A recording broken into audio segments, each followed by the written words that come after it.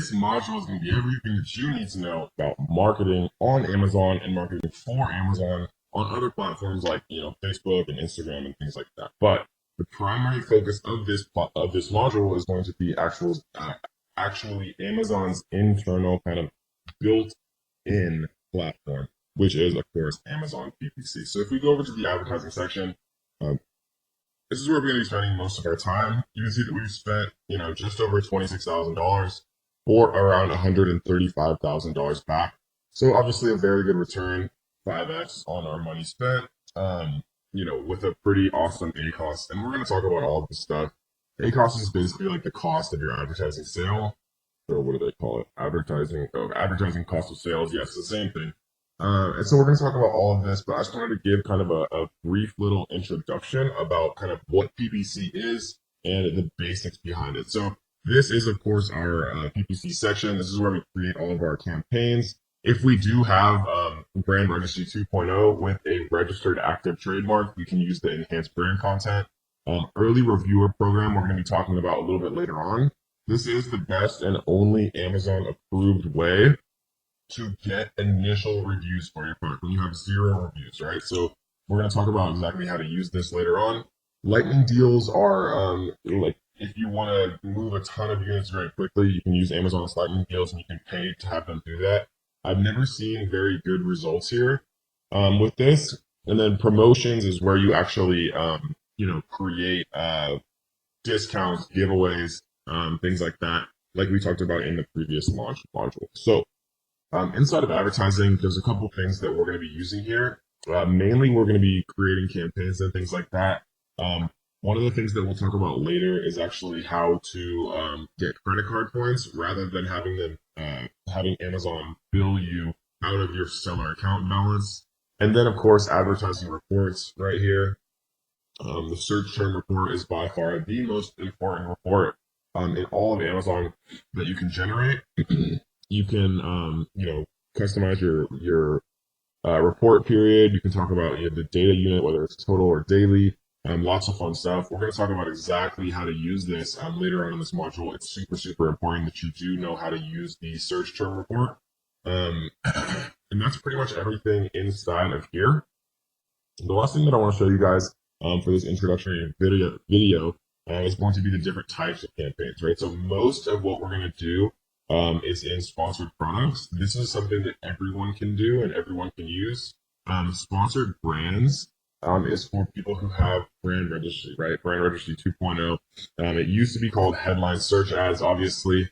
This is an interesting method that we will talk about for those of you that do have an active registered trademark. We will talk about this later on in the module, but again, not everyone who's starting out will have this, but it is important to include this video for the people who do. And, the serious sellers who are going to follow my advice and get a trademark, eventually all of you guys will have access to this. So we're going to go through it in depth as well. But most of what we're going to do is inside sponsored ads. So what we're able to do here is choose a couple of different options. Automatic and manual targeting. Automatic targeting, the way that I would describe it, and my opinions on automatic targeting have changed a lot over the past year and a half since I created this course for the first time.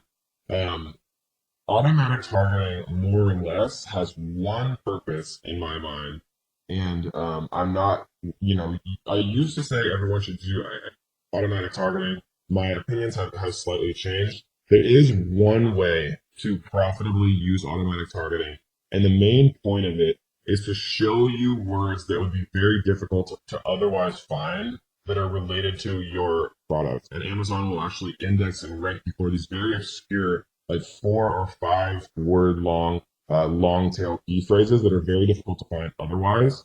And there is a little hack that I'm going to show you guys how to use automatic targeting. Most of our time and most of our energy, however, is going to be spent in manual targeting. Manual targeting, you can actually set whatever words you want, right? You have a lot more flexibility. And let's take a quick look into manual targeting. So we're going to call this manual targeting test. Daily budget, we're going to set at 99. And we'll talk about, how to actually do this and how to set these up correctly. But what I want to do is we'll do conversion ping pong. And we're going to add this. So we're going to talk about how to actually set your default keyword bid.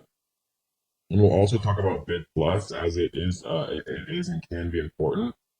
So Amazon will actually suggest keywords, and the way that it populates these suggestions is actually basically pulled from historical data, historical sales data, what Amazon has indexed for you, and then if your product is brand new, they'll pull these in based on your product listing, your title, your bullets, and your backend keywords. Most of these are defaulting to be broad match, right? And so the last thing that I want to talk about in this particular video is kind of the difference between broad match, phrase match, and exact match, right? Because I can add something like this, right? Ping pong table, and if I add this as a broad match keyword, this is going to eat up a lot of my my budget, right? Because somebody can type in like ping pong desk, or like ping pong table, or like pong table, or like beer pong table, and broad match is going to actually make all of these kind of appear. And so let's take a look. Difference between broad, phrase, exact. So there's a pretty good article here that explains it. Basically, the difference is how Amazon actually interprets the word. So your product is Kylo Ren t-shirts. You decided to choose the broad match keyword Kylo Ren by using broad match. Here's a list of customer search terms in which your ad may appear. Kylo Ren, obviously, because that's what you're putting in. Kylo Ren, misspelling. Darth Vader's grandson, so it also does synonyms. Han Solo's son, synonyms. Star Wars: The Force Awakens, contextually related. Darth Vader, contextually related. Right, so a ton of words, some of which may or may not actually be relevant to your particular keyword, which is why I rarely use broad match anymore.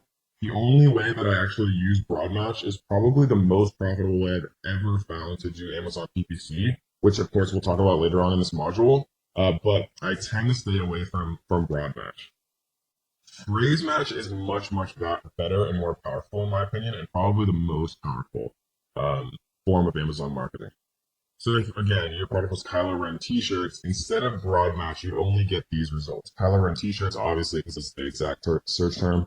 Black Kylo Ren t-shirts, right? So kind of a word before the phrase, an abbreviation, misspellings, singular, rather than t-shirts, it's t-shirt. And Kylo Ren t-shirts sale, word after the exact phrase. So phrase match really kind of like narrows things down.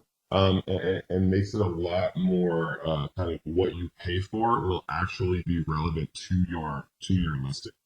Exact match does the exact, slight misspellings, singular and plural. Exact match is also meaningful, but really the only way that I use exact match anymore is once a keyword has already been proven via phrase match. So like, let's say that black Kylo Ren t-shirts ended up being a super profitable keyword. And I'll show you exactly how to tell if a keyword is profitable and if it's good and how to scale it and things like that later on. But let's say that black Kylo Ren t-shirts is perfect. Instead of continuing to have that as a phrase match, I would literally just put black Kylo Ren t-shirts as an exact match. But I only use exact match as a phrase type, or as a type of advertising when it relates to keywords in Amazon PPC, when a product, or excuse me, when a keyword has already been proven profitable. Otherwise, 95% of what I do in PPC is manual campaigns with the phrase match, right? And so that's a introduction, but I think it's very important to kind of understand how these things work. So this is how you add the keywords. Obviously, you choose the match type here, and then it associates it after you add the keywords. The suggested bid basically means every time somebody searches ping pong table on Amazon and clicks on your ad, you're going to pay somewhere between $1.10 and $3.43 every time they click, right? So if you're paying $1.10 to $3.43 every time somebody clicks, and it takes you 3 clicks on average to get a sale, right? Then the least that'll cost is $3.30. The most that'll cost is like around $10, right? So If it takes you $10 to get one sale from advertising, then obviously you'd want your profit margin to be above $10, or else it wouldn't make as much sense. And there's a little bit more complexity to that, but that's basically the idea of the suggested bid. Amazon has just like a ton of data, and that's where they populate the suggested bids from, based on what other people are also bidding. Because at the end of the day, how Amazon chooses which product to actually show for which word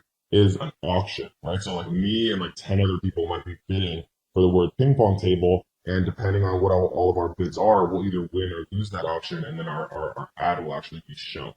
Right? So you can set your keyword bid right here.